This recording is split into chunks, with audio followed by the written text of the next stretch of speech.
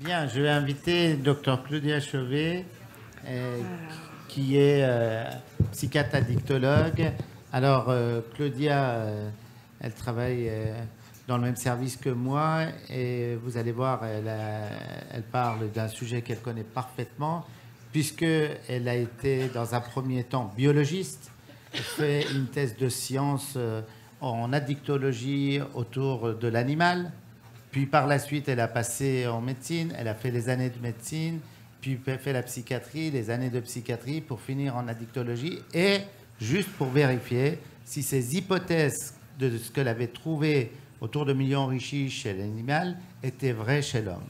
Donc vous voyez, on peut déjà l'applaudir parce qu'il fallait avoir le courage de faire, voilà, de faire tout ce chemin-là.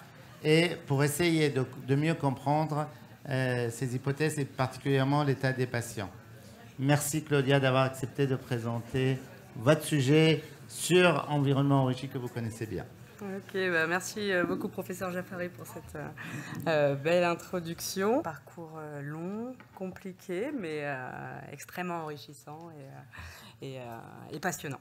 Donc moi je vais vous présenter effectivement un de nos axes de recherche qu'on développe avec le professeur Jaffari, le professeur Armand Chattard et le docteur Marcello Solinas, qui est un chercheur en recherche fondamentale dans une équipe de neurobiologie des addictions à Poitiers.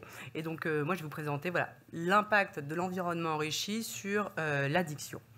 Donc effectivement, l'addiction, c'est une pathologie psychiatrique chronique qui nécessite un suivi au long cours. Qu'elle soit avec ou sans substance, dans tous les cas, ce qui caractérise l'addiction, c'est la perte de contrôle dans l'usage d'un objet de gratification. L'addiction est une maladie à fort taux de rechute, malgré les prises en charge existantes. Elle constitue un enjeu majeur de santé publique. Donc développer des stratégies pour justement améliorer les prises en charge thérapeutiques existantes est vraiment extrêmement nécessaire. Donc l'addiction fait partie des classifications internationales des maladies psychiatriques. Je ne vais pas rappeler les critères. Et effectivement, dans la dernière version du DSM, le craving a fait son entrée comme critère diagnostique. Donc le craving, effectivement, c'est l'envie irrépressible de consommer, cette sensation égodystonique. Le craving, comme on l'a vu ce matin, il s'agit d'un marqueur donc diagnostique, un marqueur pronostic de la rechute et également une cible thérapeutique de choix qu'on utilise quotidiennement en clinique. Mais le craving, c'est un phénomène quand même beaucoup plus complexe. Il y a plein d'auteurs qui ont théorisé tout ça. Et moi, j'ai repris la théorie de Flaudias, qui a emprunté d'autres théories qui sont bien connues de Tiffany. Et lui, effectivement, il part du principe qu'il existe deux types de craving. Donc, il y a le craving implicite, qui est non conscientisé comme tel par la personne, mais il y a un comportement de recherche du produit. Et ce craving implicite, il est constitué de trois sous-composantes. Une composante automatique. Donc cette composante automatique, elle est régie par des apprentissages implicites, automatiques, qui font que les cues, donc c'est les indices environnementaux qui sont préalablement associés à la prise de drogue, vont acquérir au fur et à mesure de la prise une valence motivationnelle très très forte, qui font qu'en eux-mêmes, ils vont pouvoir déclencher un comportement de recherche du produit. Il y a également une composante cognitive, avec effectivement une altération de certaines fonctions cognitives, notamment donc un défaut du contrôle inhibiteur. On va avoir également des biais attentionnels et d'autres altérations cognitives. Et il y a également une composante physiologique qui fait qu'effectivement, on va avoir une activation du système sympathique lors de la présentation des cues. Pour ce craving implicite, il soit conscientisé comme tel par la personne, perçu comme une réelle envie de consommer, qui puisse potentiellement agir dessus, il va falloir finalement que toutes ces informations, elles soient métabolisées par le système métacognitif. C'est un peu le chef d'orchestre du cerveau qui va analyser toutes les données et donner l'information à la personne de oui, j'ai une réelle envie de consommer et potentiellement, s'il a un désir d'abstinence, effectivement, pouvoir agir dessus.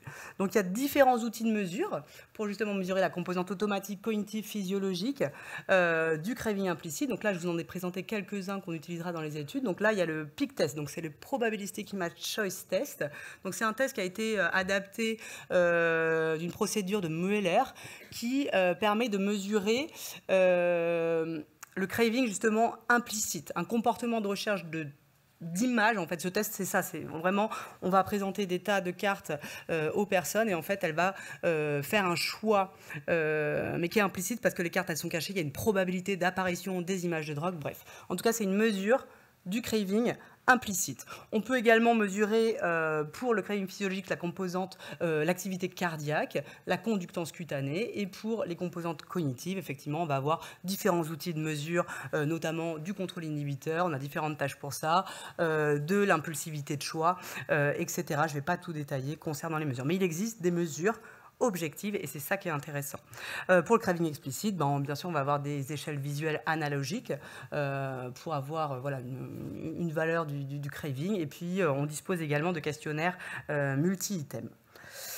Donc, l'addiction répond à ce cadre de maladie biopsychosociale. Effectivement, l'addiction résulte d'interactions complexes entre des facteurs génétiques, entre les effets des produits et l'environnement dans lequel évolue le sujet. Quand on parle d'environnement, on parle d'environnement au sens large, donc ça passe par les conditions socio-économiques des personnes, ça va passer également par les relations avec les pairs, avec la famille, l'exposition à des polluants ou à des médicaments. Et on sait qu'effectivement l'environnement va influer sur le développement de la personnalité, mais il va également influer sur les effets même des drogues, et leur capacité à agir sur les circuits neuronaux, à les modifier de façon durable. On sait qu'effectivement, l'environnement va avoir une influence sur la vulnérabilité à développer une addiction. Et effectivement, des gens qui vont être vulnérables à développer une addiction avec des facteurs génétiques de vulnérabilité vont pouvoir ne pas développer d'addiction s'ils évoluent dans un environnement enrichi, stimulant. Et à l'inverse, des personnes plutôt résistantes génétiquement vis-à-vis de l'installation d'une addiction, vous pouvoir développer une addiction en fonction de l'environnement dans lequel elles évoluent et en fonction d'un environnement adverse. Donc, suite à ces résultats, le laboratoire du docteur Marcello Solinas, du professeur Mohamed Jaber, qui travaille sur la neurobiologie de l'addiction, s'est intéressé à l'influence de l'environnement, d'un environnement positif, qu'ils ont nommé l'environnement enrichi, sur le phénomène d'addiction. Effectivement, l'environnement enrichi, donc, ça a été développé par Rosenberg en Australie en 1977. Et effectivement, il s'agit de grandes cages avec des tunnels, des jouets, des roues de différentes couleurs, de différentes textures qui vont changer régulièrement pour avoir de la nouveauté. Et effectivement, l'environnement enrichi, c'est un ensemble de stimulations sensorielles, cognitives, motrices, sociales, parce que les animaux ici, ils sont mis plusieurs par cage, à l'inverse des conditions d'élevage standard. Et voici la représentation de l'environnement enrichi qu'on peut utiliser à la fois chez la souris, donc vous voyez des tunnels, des roues, des cages, et chez le rat également.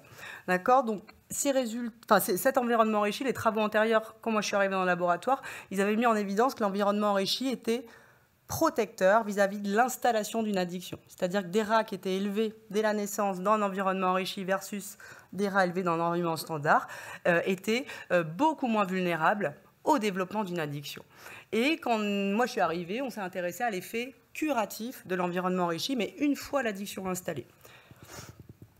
Donc, pour cela, on a utilisé différents modèles animaux d'addiction. Donc là, en l'occurrence, c'est le modèle animal de préférence de place conditionnée qui mesure un comportement de recherche de drogue. D'accord ? Donc, on induit un comportement de recherche de drogue chez les animaux. Bon, on peut, par extrapolation, parler de craving. Donc, on mesure un comportement de recherche de drogue. Donc, on va l'induire. Et une fois le comportement de recherche de drogue induit, on va placer les animaux dans deux groupes. Un groupe va être hébergé dans un environnement enrichi et un autre dans un environnement standard pendant différents temps. Et là, ce qu'on a pu mettre en évidence, c'est que les souris, là, c'est des souris hébergées dans un environnement enrichi, une fois le comportement de drogue installé, finalement, 30 jours d'environnement enrichi induisait une abolition du comportement de recherche de drogue après 30 jours d'enrichissement comparativement au groupe standard. D'accord ? Donc là, effectivement, on avait mis en évidence le rôle curatif sur le comportement de recherche de drogue, un des modèles animaux d'addiction. Ensuite, on a voulu utiliser d'autres modèles animaux, et notamment, on a utilisé le modèle animal d'auto-administration. Donc ça, c'est vraiment le gold standard dans les modèles animaux d'addiction. On mesure vraiment les critères d'addiction chez l'homme. Et effectivement, donc là, on installe un cathéter dans la jugulaire des rats et on leur apprend à s'auto-administrer eux-mêmes la drogue en appuyant sur un levier. Donc effectivement, on voit que très rapidement, ils acquièrent un comportement d'auto-administration avec des critères d'addiction. Donc une fois qu'on a rendu ces rats addicts à différentes drogues, on va les mettre soit dans l'environnement enrichi, soit dans l'environnement standard. Et effectivement, ce qu'on a constaté, c'est que les rats mis dans un environnement enrichi après l'installation d'une addiction avaient un comportement de recherche de drogue diminué, un comportement de recherche de drogue fortement diminué et de manière significative lors de la présentation d'un stress ou des cues. Donc ces résultats, effectivement, ils ont été extrêmement importants dans la mise en évidence de l'impact de l'environnement, d'un environnement positif sur les phénomènes de rechute. Ils ont été répliqués dans d'autres laboratoires internationaux indépendants du nôtre, et ça en faisait vraiment une donnée robuste que, effectivement, l'environnement enrichi était curatif vis-à-vis de la rechute et en tout cas de certains comportements d'addiction. Dans une autre revue, on avait essayé de comprendre les mécanismes neurobiologiques, en tout cas de synthétiser les mécanismes neurobiologiques sous-jacents qui pouvaient être impliqués. Et effectivement, on a fait une revue de la littérature, on a mis en évidence que les effets de l'environnement enrichi étaient médiés par une modulation de plein de systèmes de neurotransmission, notamment le système endocannabinoïde, notamment une modulation du BDNF, une augmentation de la neurogénèse, des modifications effectivement épigénétiques, certainement au niveau du gène BDNF, ça serait vraiment intéressant d'aller l'étudier. Et puis on agissait aussi au niveau de la balance GABA-glutamate et bien d'autres encore. Donc fort de ces résultats, on s'est intéressé à comment modéliser l'environnement enrichi chez l'homme. Effectivement, on a pu voir que c'était un ensemble de stimulations sensorielles, cognitives, motrices, sociales réalisées en même temps. Et on a réfléchi justement à comment modéliser cet environnement enrichi chez l'homme. Donc ça a été une tâche un peu complexe. Au départ, on a voulu faire un environnement enrichi à la carte, effectivement, à pouvoir proposer différentes stimulations par différentes activités aux patients. Mais effectivement, le problème de ça, c'est que ce n'était pas reproductible. On pouvait pas, les patients ils pouvaient choisir différentes activités. On ne pouvait pas avoir vraiment quelque chose de reproductible, de mesurable et de comparable. Donc ça posait souci. Donc, en regardant un peu sur Internet, on est tombé sur le vélo cognitif. Donc, le vélo cognitif, c'est un outil qui a été développé par la société Revlim. Il s'agit de l'association d'un pédalier et d'une tablette tactile. Donc, avec le pédalier, finalement, on peut faire réaliser aux patients une activité physique qu'on va pouvoir adapter concernant la résistance, d'accord ? Donc, on va pouvoir vraiment modérer l'activité physique et on va pouvoir augmenter l'activité physique au fur et à mesure du temps en fonction de l'apprentissage. Et une tablette tactile sur laquelle on va faire réaliser aux patients une série de jeux cognitifs visant justement à faire travailler certaines fonctions cognitives. Et encore une fois, avec les jeux cognitifs, on a vraiment un phénomène d'apprentissage. Il part de son niveau, donc on va régler les premiers exercices en fonction de son niveau de base, et puis on va augmenter progressivement en fonction de l'apprentissage. Donc on a vraiment quelque chose de très ludique à proposer aux patients. Donc là, ça correspondait bien finalement à notre double stimulation cognitive, motrice, et on était quand même sur un modèle d'environnement enrichi où l'important, c'était vraiment d'avoir plusieurs stimulations en même temps, pour un effet synergique. Ça, on l'avait montré dans d'autres papiers, qu'effectivement, c'était vraiment la simultanéité de la stimulation qui était importante. Donc là, c'est illisible, j'en suis désolée. Donc là, c'est pour vous montrer que le logiciel utilisé, c'est un logiciel développé par Rapineuron. C'est vraiment un des pionniers dans le développement de jeux d'entraînement cognitif pour améliorer les fonctions cérébrales. Et effectivement, c'est pour vous montrer qu'effectivement, on a vraiment énormément de jeux qui ont été développés qui vont permettre de faire travailler tout un tas de fonctions cognitives allant de la capacité, donc l'attention, la flexibilité, l'inhibition, les capacités de planification, la mémoire, les capacités visio-spatiales, le langage, etc. Donc on va vraiment pouvoir tester et entraîner tout un tas de fonctions cognitives et le tout de manière ludique. Donc on a réalisé une première étude pilote pour voir tout d'abord la faisabilité finalement de la pratique du vélo cognitif. Est-ce que les patients seraient prêts à l'utiliser? C'était tout à fait, c'est déjà la priorité. Donc on a réalisé une étude pilote visant à étudier l'effet d'une séance de vélo cognitif sur le craving induit par les cues. Donc là on avait fait une étude en crossover. Donc chaque participant et son propre contrôle. Et donc, après 20 minutes de séance de vélo cognitif, on a mesuré le craving induit par les cues. Donc, c'est-à-dire que c'est une tâche informatisée. On va mesurer l'envie de consommer avant la présentation des cues de manière informatisée. Donc là, il s'agissait d'images d'alcool, en l'occurrence, qu'on présentait aux patients sur un ordinateur pendant 1 minute. Et on mesurait l'envie de consommer par une EVA avant et après la présentation des cues. Et dans cette petite étude, on a mis en évidence finalement qu'une séance de vélo cognitif diminuait le craving induit par les cues de manière significative. Et une autre donnée importante, c'était que 100% des patients avaient apprécié la pratique du vélo cognitif et seraient prêts à s'engager dans une pratique répétée. Donc cette petite étude pilote qui visait à mesurer la faisabilité, l'acceptabilité de l'utilisation, elle nous a donné le feu vert vraiment pour réaliser des études de plus grande envergure. Donc c'est ainsi que là, récemment, on s'est lancé donc dans la réalisation, la réflexion autour d'une étude de plus grande envergure concernant justement la réalisation et l'étude de l'influence du vélo cognitif sur la rechute. Et on a lancé une étude, donc le projet c'est VelcoRelapse. Et ce qu'on veut voir, c'est l'effet de la pratique répétée du vélo cognitif sur la rechute. Et là, on parle de toute drogue d'abus confondue. Donc ça peut être débattu, mais on partait du principe qu'effectivement, les drogues d'abus et l'addiction, peu importe la drogue, partager des mécanismes cérébraux communs. Et on est parti vraiment pour également aussi inclure plus de patients finalement, parce qu'on a plusieurs protocoles en cours, c'est toujours difficile d'inclure. Donc voilà, on est parti de ce postulat-là. L'hypothèse principale, c'est que la pratique répétée du vélo cognitif diminue le taux de rechute à 1 mois chez des patients addicts. Et les hypothèses secondaires qu'on va vouloir effectivement évaluer, c'est est-ce que cette diminution du taux de rechute est durable dans le temps? D'accord. Est-ce qu'effectivement, on va avoir un effet sur le craving implicite avec ses différentes composantes, le craving explicite également. Et puis, est-ce qu'effectivement, on va avoir un effet sur les capacités interoceptives? Ça, c'est important. On a une présentation ce matin qui met en évidence que les patients atteints de troubles de l'usage avaient des capacités interoceptives qui étaient altérées, c'est-à-dire la capacité à percevoir son propre fonctionnement et du coup à agir en pendant.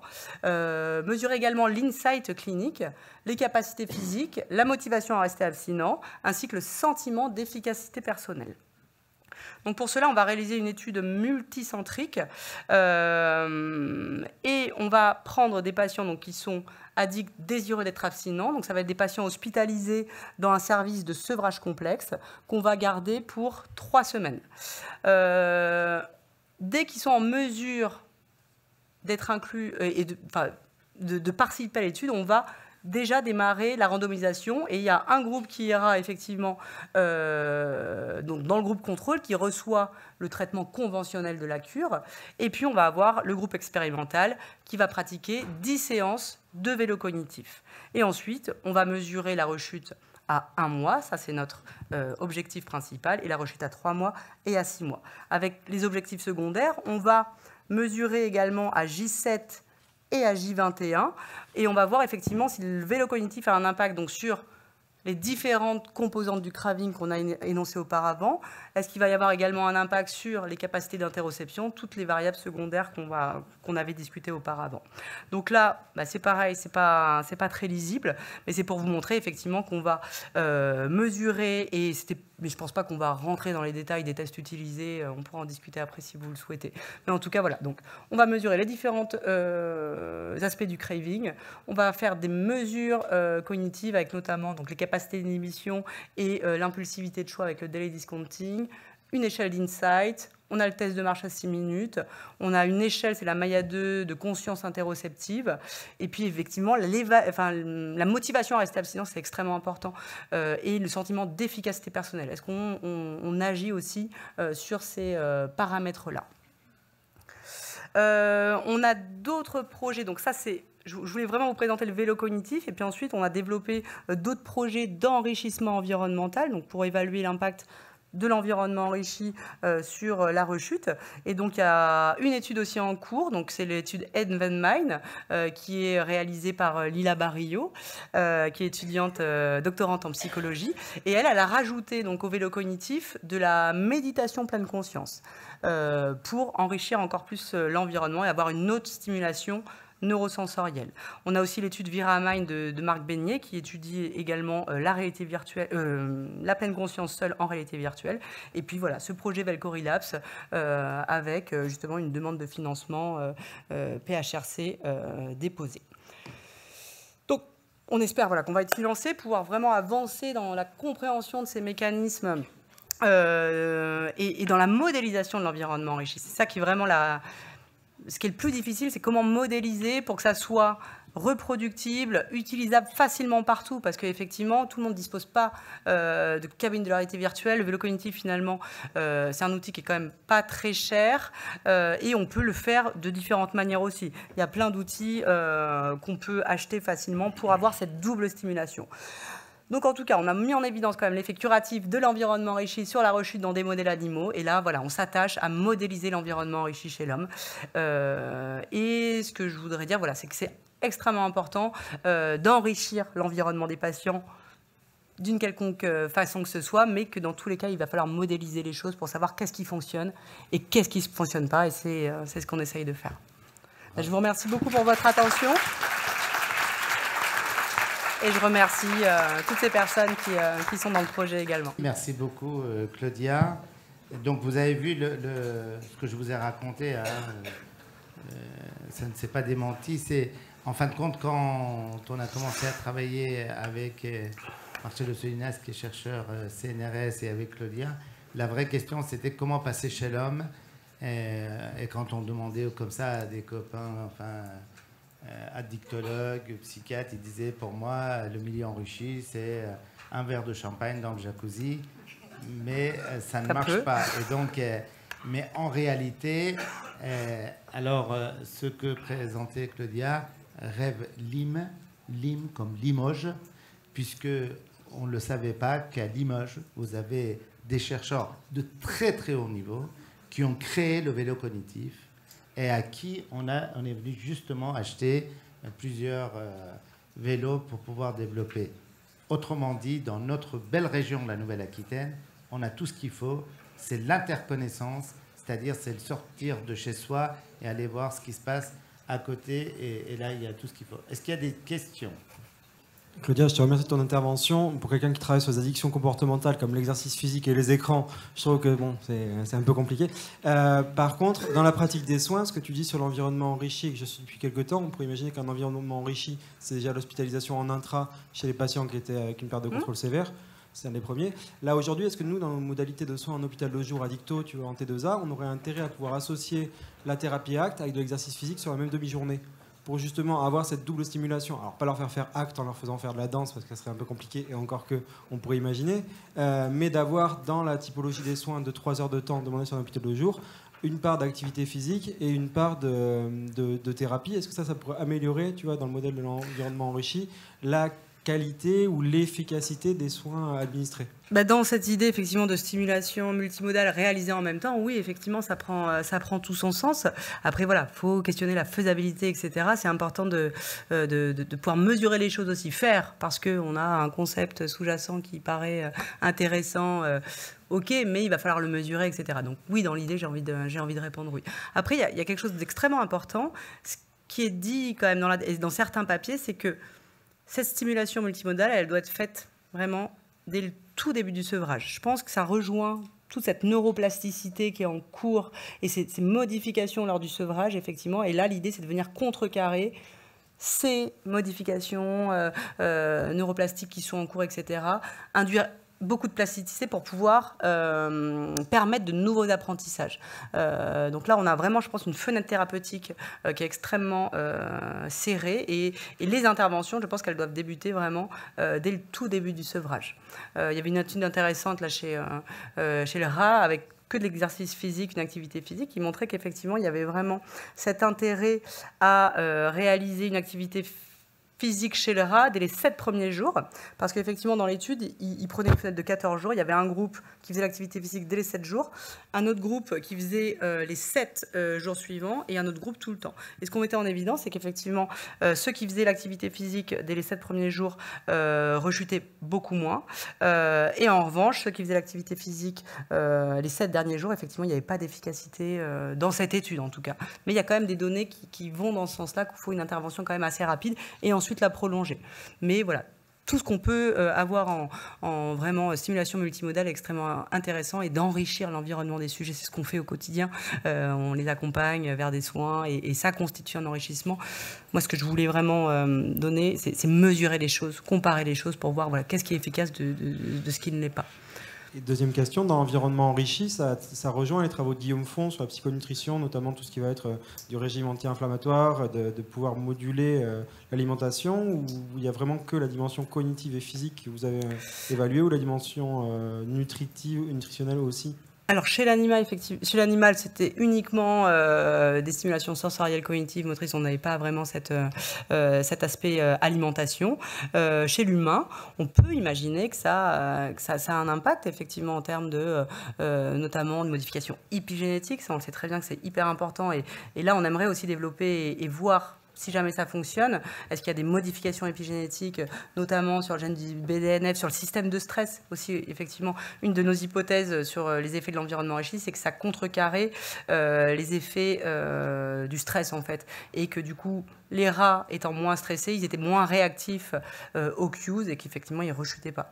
Donc, voilà. Mais essayer d'aller étudier, en tout cas, les mécanismes épigénétiques de certains gènes clés, et l'alimentation, oui, je pense que ça peut être une variable d'enrichissement qu'on peut aussi utiliser. C'est sûr. Très bien. Merci pour votre présentation. J'avais juste une question par rapport aux cues. Vous avez évoqué les cues standards. Est-ce qu'il y a un moyen d'intégrer dans le concret des cues personnalisés? Parce que souvent, le craving, du coup, il est caché derrière. C'est ce qu'on aimerait. Donc là, cues personnalisés, donc, on souhaiterait potentiellement faire rédiger un script d'une situation qui a généré vraiment un gros craving et d'hyperconsommation, et vraiment intégrer ça, script cues personnalisé, effectivement, comme ce qui est fait à Bordeaux, ça pourrait être extrêmement intéressant parce que l'intérêt, ça va être d'activer du craving. Si on n'a pas le craving, effectivement, qu'est-ce qu'on mesure? Et effectivement, on se confronte à ces difficultés-là. Donc là, on est en train, voilà, les cues, on voit que ça marche, mais le craving, il n'est pas super haut quand même, mais on a une différence significative sur l'étude pilote. On est en train de faire le script, donc on fait rédiger une situation pour vraiment induire un très fort craving, donc on espère qu'on aura quand même un fort taux de craving en laboratoire, et puis ensuite les cues personnalisées, effectivement, à intégrer potentiellement dans le script aussi.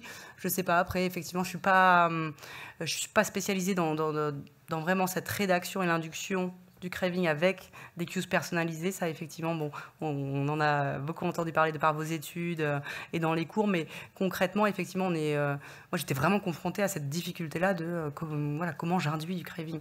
Donc, moi, je serais preneuse pour effectivement travailler avec des gens qui pourraient nous apprendre à induire du craving et à vraiment travailler sur la personnalisation et faire un truc à la carte en fonction des patients. Parce que oui, effectivement, on a les images qu'on présente, ça va peut-être pas forcément parler à tout le monde. Donc ouais, je suis bien d'accord.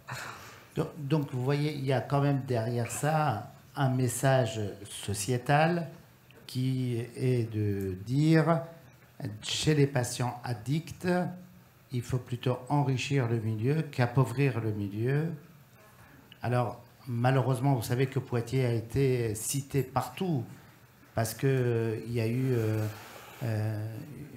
des tirs dans le quartier de Couronnerie, et puis il y a un enfant qui est mort, et qu'on a comparé Poitiers à une mexicanisation de stupéfiants, etc.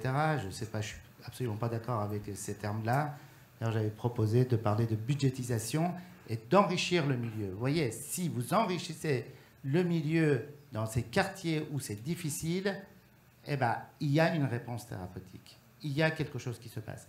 Mais si vous répondez par la répression, il faut, mais il faut tout de suite derrière apporter de la prévention et d'enrichir le milieu. Merci beaucoup, Claudia.